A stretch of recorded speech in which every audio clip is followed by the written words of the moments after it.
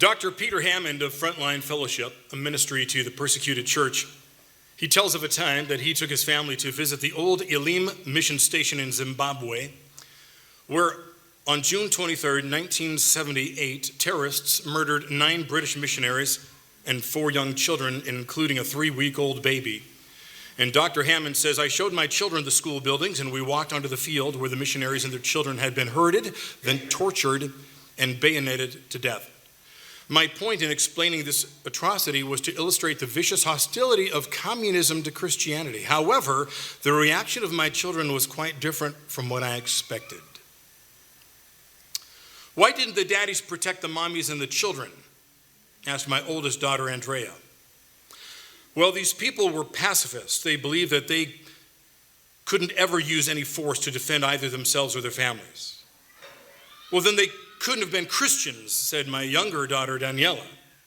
Well, no, Daniela, actually these people were very sincere Christians. They were very brave people who died courageously, even praying for those who killed them. They died as martyrs for Christ. Andrea was horrified. How could any Christian father stand by and refuse to defend his own children? The Bible commands fathers to protect their family. Well, you're right, Andrea, I said. They were very wrong not to fight to protect their children, but they were sincere Christians all the same. Well, I don't think they acted like Christians, said Daniela. A long discussion over parental duties, self-defense, and what constitutes a true Christian, and all the related issues continued for days afterwards. My daughters were more concerned over the passivity of the parents than over the wickedness of the communists. Pacifists do not stand up to the harsh reality of our fallen world, nor can pacifism be reconciled to the clear teachings of Scripture. It is worth noting that the only British missionary at the Elim mission statement who had a firearm was also the only survivor.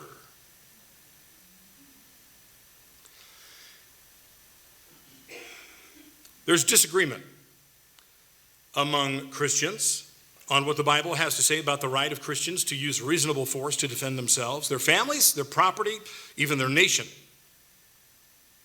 So we're going to consider the subject of self-defense, and it's to the Bible that we first have to look for direction.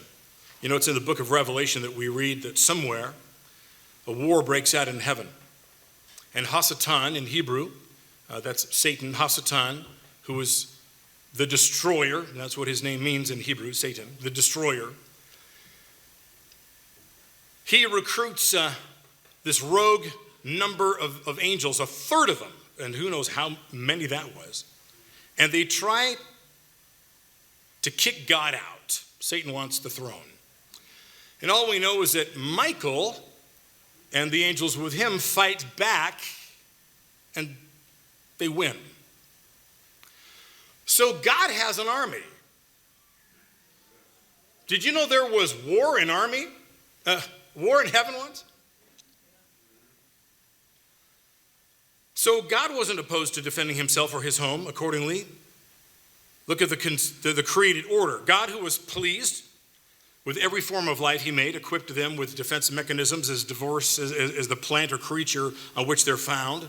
Think of it: claws, fangs, thorns, scales, horns, quills, speed, shells, antlers, skins that secrete poison or change color. And then in Genesis chapter 9, immediately after the flood, it was at this time that many of the earth's creatures became carnivorous. And every hour of every day since, earth's creatures practice self-defense.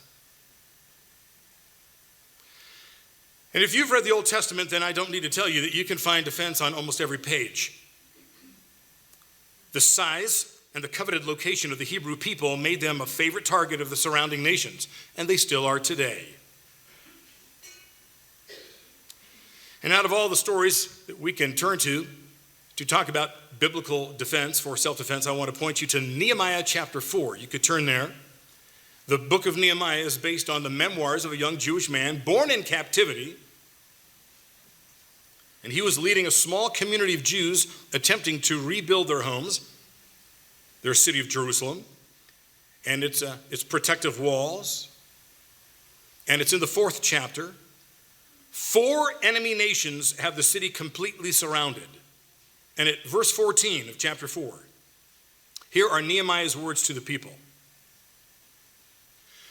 Do not be afraid of them. Remember the Lord, who is great and awesome, and fight for your kin, your sons, your daughters, your wives, and your homes. Verse 17, those who were rebuilding the wall and those who carried building materials took their load with one hand, and they did the work with one hand and the other holding a weapon. As for the builders, each wore his sword girded at his side as he built, while the trumpeter stood near me.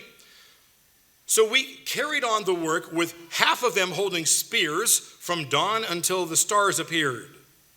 Verse 23, so neither I, my brothers, my servants, nor the men of the guard who followed me, none of us removed our military apparel. Each took his weapon, even to the water, even on coffee break. Now, these are not trained soldiers. They're not law enforcement officers. They're merely concerned residents, citizens, and they're carrying these weapons for personal defense and civil defense, and they're the same types of weapons that armies in that day would use for offensive purposes. And in the same way, the patriot citizens of the American Revolution also fought with what we call military-grade firearms. Anything less would have cost them the battle. You can understand why, after just barely winning the war, that our founding fathers decided to make the access and ownership of military firearms for all American citizens the law of the land with what we call the Second Amendment. And we can even carry them on our person at all times. By the way, as political leaders and members of the media work to criminalize the ownership of military-type firearms and call them assault weapons or assault rifles, you need to know those terms are not used by the U.S. military to describe the weapons and the rifles of our armed troops. But if you, as a citizen, have one, all of a sudden it becomes an assault rifle, an assault weapon. Those terms and that strategy was first created by the Nazis. It led to disarmament and then the murder of 13 million human beings. I want you to imagine if Israel today had no weapons of defense. Remember the words of Benjamin Netanyahu. He said, if the Arabs put down their weapons today, there would be no more violence. If the Jews put down their weapons today, there would be no more Israel. And where Christians put down their weapons in history, there was no more Christianity. As Teddy Roosevelt wrote in 1916 in a book called Fear God and Take Your Own Part, he wrote this: Christianity is not the creed of Asia and Africa at this moment solely because the 7th century Christians of Asia and Africa had trained themselves not to fight, whereas the Muslims were trained to fight. The Christianity of Europe was saved simply because the people of Europe fought. If the people of Europe in the 7th and 8th century, up to and including the 17th century, had not possessed a military equality with and a superiority over the Muslims that invaded Europe, Europe at this moment would be Muslim, and the Christian religion would be exterminated. Wherever the Muslims have held complete sway, wherever the Christians have been unable to resist them by the sword, Christianity has ultimately disappeared. From the hammer of Charles Martel to the sword of Jan Sobieski, Christianity owed its safety to Europe in the fact that it could fight as well as the Mohammedan or the Muslim aggressor. In the Old Testament, capable, skillful defense for individuals, communities, and the nation itself was encouraged. But how about in the New Testament? War does not appear in its pages because it covers only a period of about 70 years when Israel was under Roman occupation and Rome's expertise was keeping the peace throughout the kingdom. And then there are three primary statements in the New Testament that appear to promote pacifism. The first is from Jesus' teaching from what we call the Sermon on the Mount. It's in the 5th chapter of Matthew. Verse 38, he says this: "You've heard it said, an eye for an eye and a tooth for a tooth. But I say to you, do not resist an evildoer, but if anyone strikes you on the right cheek, turn the other also." That term, an eye for an eye, Tooth for a tooth, that was what we call the law of retaliation found in Exodus and Leviticus. Anyone who maims another, here's what it says. Anyone who maims another shall suffer the same injury in return. Fracture for fracture, eye for eye, tooth for tooth. The injury inflicted is the injury to be suffered. That was a deterrent. The injury inflicted is the injury to be suffered. So you might think twice about breaking somebody's arm if you know yours is going to be broken next. That's all that is. When he said, somebody slaps you on the cheek, turn the cheek. In that day, simply a slap on the cheek, that was an insult. And he's saying, have a long fuse. You don't have to hit back. It stops the escalation of things if you turn the other cheek. If somebody insults you, you don't say something back. If they slap you, don't do anything in return. See what happens. Otherwise, you know how it goes. You hit me once, I'm going to hit you twice. Then you might hit me with a folding chair, and then I'm going to tase you. And then things escalate. So this was to limit things.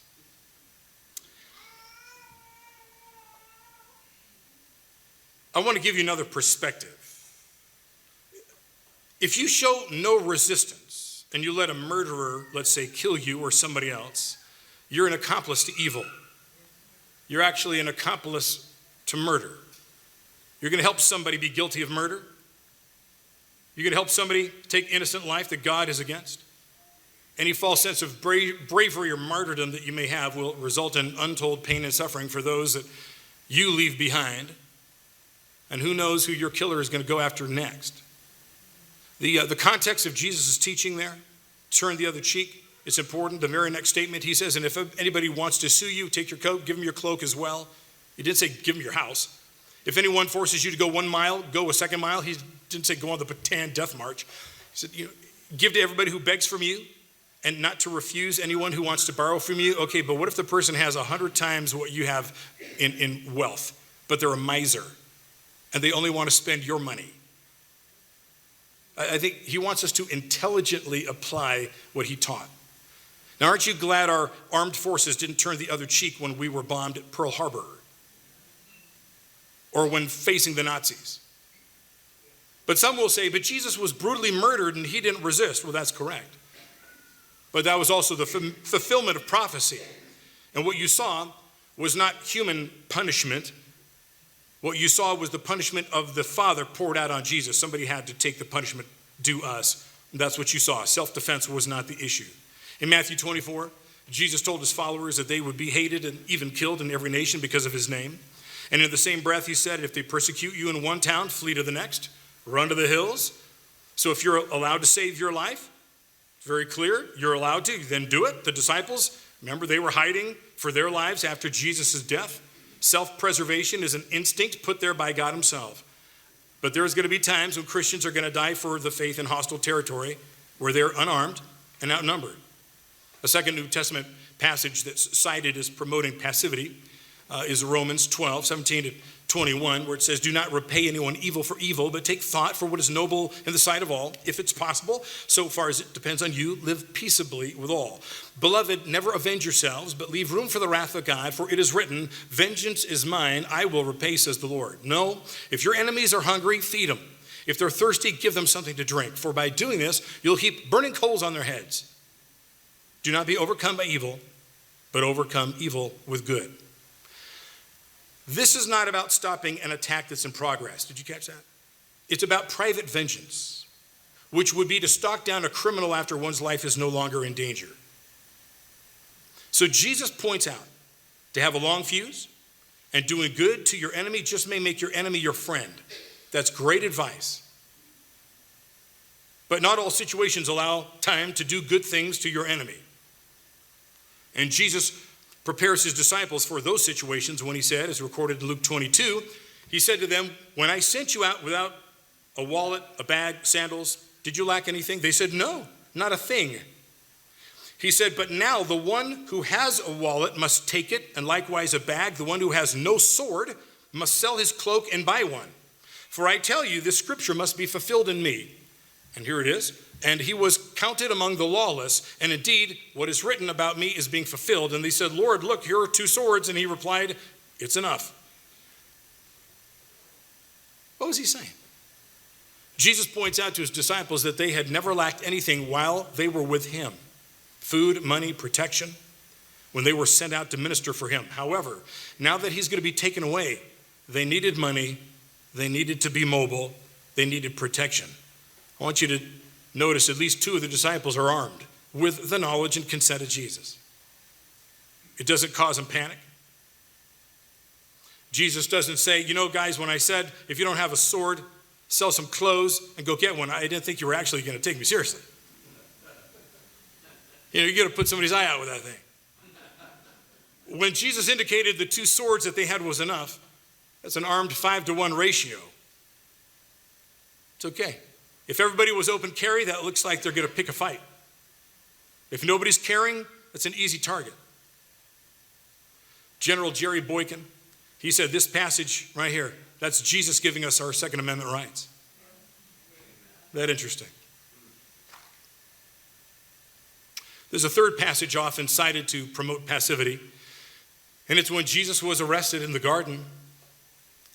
And there's that scene where these soldiers show up, everybody's got a sword, and Peter asks, Master, shall we strike with a sword? He doesn't even wait for an answer. He pulls out his sword and whack! He just takes a whack at a slave, somebody who's not even armed, cuts off the guy's ear. He's not even a good shot.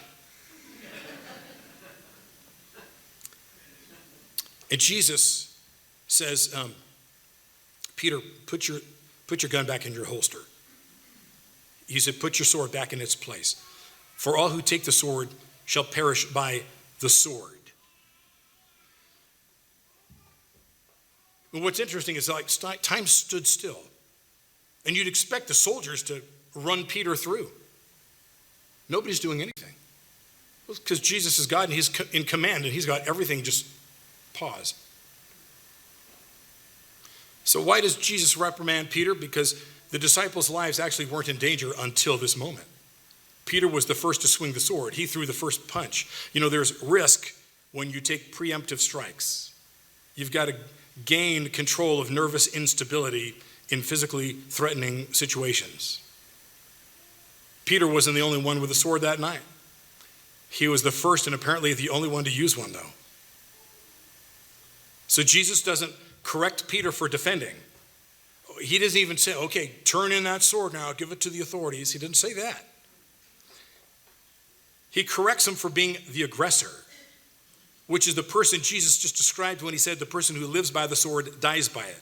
Like the trigger-happy perps who make the news over the years, who eventually are shot by the authorities or by other armed citizens.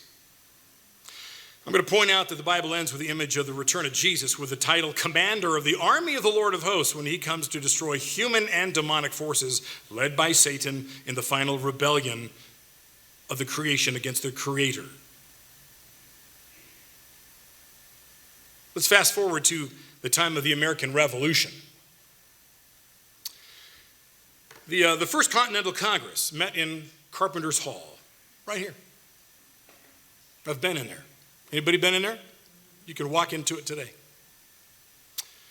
It's in Philadelphia, Pennsylvania, and it was in 1774, and they assembled to discuss what to do about the latest injustices of the British government, which closed the port of Boston and fortified it with British troops, and armed conflict seemed inevitable. And when news of the British blockade reached the churches in Virginia, Thomas Jefferson said, pulpit oratory ran like a shock of electricity throughout the whole colony. John Adams agreed. He said the Philadelphia ministers thundered and lightninged every Sabbath against George III's despotism. The Black Robe Regiment, as the British called the pastors of America, were seen as the real threat. British Colonel Hugh Percy, he said, no body of men are so extremely injurious to peace and tranquility as the clergy. Don't we hear that today? Who are the bad guys today? Who are the people that are being the patriots are the ones, the Christians are the ones who are labeled as the bad guys. They preach sedition openly from their pulpits. Yeah. May the U.S. government accuse me of that too. So, the night on April 18th, 1775, Paul Revere made that famous ride from occupied Boston to Lexington to warn John Hancock and Samuel Adams of approaching British troops who were coming to seize ammunition that was stored in Concord, and to put Hancock and Adams in irons and take them back to Britain and try them for treason and then hang them. And you're familiar with Hancock and Adams. But do you know the name of the pastor in whose home they were staying in Lexington, Massachusetts? The Reverend Jonas Clark. And why were they staying with him? He was a pastor who was a patriot, who wrote and preached biblical responses to British tyranny. He preached messages like this one, titled, "The Importance of Military Skill, Measures for Defense, and a Martial Spirit in a Time of Peace." Where do you think he stands on defense? On the evening of April 18th, 1775, when Paul Revere arrived at the home of Pastor Clark, he asked all three men, "Will the men of Lexington fight?" And according to George Bancroft, historian, here was Pastor Clark's reply: "I have trained them for this very hour." And early the next morning, about 67 men, the Minutemen, arrived at 4:30, drew up two lines on Lexington Green. That's the name of the lawn in front of Pastor Clark's church. They faced 700 British troops coming around the church onto the green, and their commanding officer, Captain Parker, called out those famous words, "Stand your ground. Don't fire unless fired upon. But if they want war, let it begin here." Soon the shot heard around the world rung out right there in the shadow of Pastor Clark's church. And nearly every man in the militia attended Clark's church. They drilled on the church grounds, on the very lawn right there in front of the church. This was their home turf. The ammunition and the gunpowder for the military was stored in Clark's church. One of the men who was killed while coming out of Clark's church, and when the smoke cleared, Pastor Clark looked down on those who died, and it's in a sermon he preached in 1776, and he reflected, quote, "From the 19th of April, 1775, we may venture to predict in future history the liberty or the slavery of the American world." Thus began the war for independence in the shadow of a church and a patriot pastor, and a group of patriot Christians played a critical part. Now, if a pastor was to encourage or even train members of the church to defend, they'd be labeled what? Extremists, domestic terrorists today, a threat to democracy. Reverend Emerson, friend of Pastor Clark, he lived in the next town where the British were headed next. And Reverend Emerson was the pastor of Concord Church. And like Clark's church, they voted to raise one or more companies to march in a moment's notice in case of alarm. Pastor Emerson, he wrote in his personal journal that he preached a message entitled, "To See Thy Power and Thy Glory," subtitled, "Training for the Purpose of Enlisting Minutemen." On January 29th, 1775, he wrote, quote, "Extraordinary weather for warlike preparations, much time spent in military maneuvers." And as the war clouds gathered, Emerson, he delivered a rousing sermon to the militia on March 14th, titled, "Behold, God is with us for our captain." He then exhorted his listeners to put on the whole armor of God, and he said, "It is an additional honor to the best man, to the brightest Christian, especially in this hour, that he's a good soldier."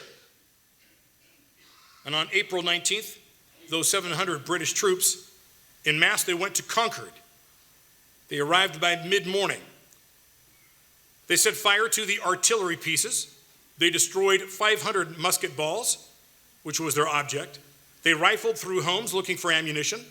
And Pastor William Emerson wrote in his journal what he found out later, that they had broken into the church. And he thundered from his pulpit.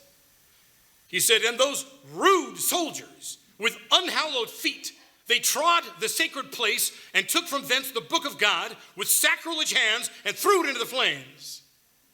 They burnt the pulpit Bible. You know, a government looking to take your ammo and your Bible, your religious freedom, that wouldn't happen in America today, would it? And it was at the Old North Church in Concord that the day turned for the American cause, right there in the shadow of Pastor Emerson's manse, his parsonage. With the superior numbers of the British pouring into the town, the Minutemen, they had retreated to the far side of the Old North Bridge. There it is today. 3 British companies proceeded to that bridge where they encountered the militia whose ranks were swelling with every passing moment because all of the riders that went out to warn the British were coming were effective. And all the people responded and they started to rally to Concord. And the sight of the approaching redcoats unnerved an 18-year-old named Henry Gould. And Pastor Emerson clapped him on the shoulders and said, "Stand your ground, Henry. Your cause is just and God will bless you." And then he called out to the men, "Let us stand our ground. If we die, let us die here." And then he said in the shadow of his parsonage, with his wife and kids looking out the windows, he said, "This time the British companies are outnumbered by the patriots." And then the British begin to retreat back across the bridge, but some of the British soldiers, they panicked and they fired, and then the officer ordered a volley, and it dropped 6 Minutemen.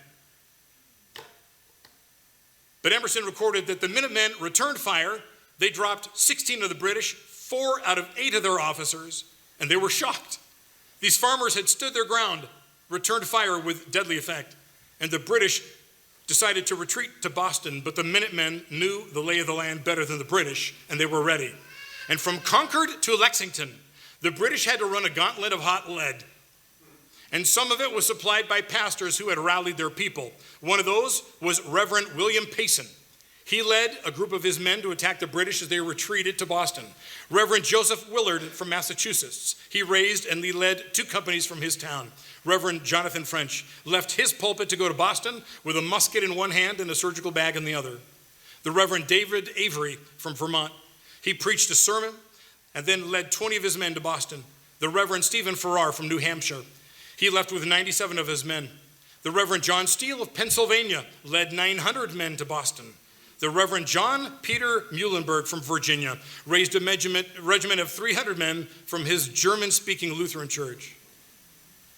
He's the pastor that you probably most know about. He had, on that Sunday, worn his clerical robe, preached a message out of Ecclesiastes that there's a time for peace and there's a time for war, and it's a time for war. And then he unzipped his robe and he had an officer's uniform underneath. Many of the pastors of the day were officers in the army. And off they went. There's a statue of him right there. Clerical robe coming off. He's got his military uniform underneath, and that stands in Statuary Hall in Washington, D.C. Dale and I have been there countless years, and what I'm sharing with you today, he and I have heard almost every year when we've met in D.C., and it's told to remind the new pastors that come, and they take part in a tour, a religious heritage tour of our capital, and they find out what the church was actually up to during the Revolution. How about you? Is this new news to you?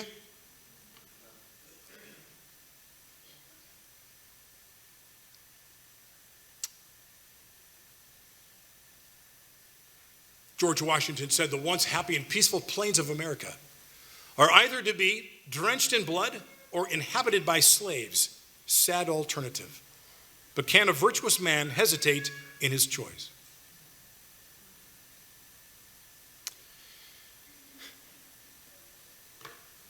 I love this guy. Reverend James Caldwell, Presbyterian minister. He served the Continental Army as a chaplain between the years of 1776 and 1781. He was called the rebel priest and the high priest of the rebellion. Sounds like a Star Wars thing. The high priest of the rebellion. That's what the British called him. And they offered a reward for his capture. And after 2 of his homes and 2 of his churches that he preached in were burned to the ground, Caldwell started preaching with 2 pistols laying on the pulpit on each side of his Bible.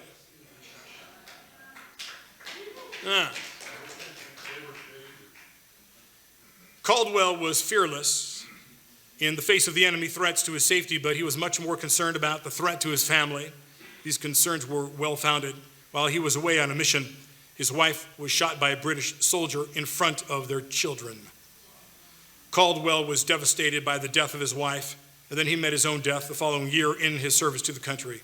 But before he did, on June 23rd, 1780, at the Battle of Springfield in New Jersey, British forces attacked with almost 5,000 men and 20 cannons. They seemed invincible. General George Washington had left the area, leaving others to face the invading army. And during the battle, the American colonists ran out of wadding for their muskets. And it was Reverend Caldwell. He ran into a nearby church building, and he gathered up all the hymn books containing the hymns written by 17th century hymn writer Isaac Watts.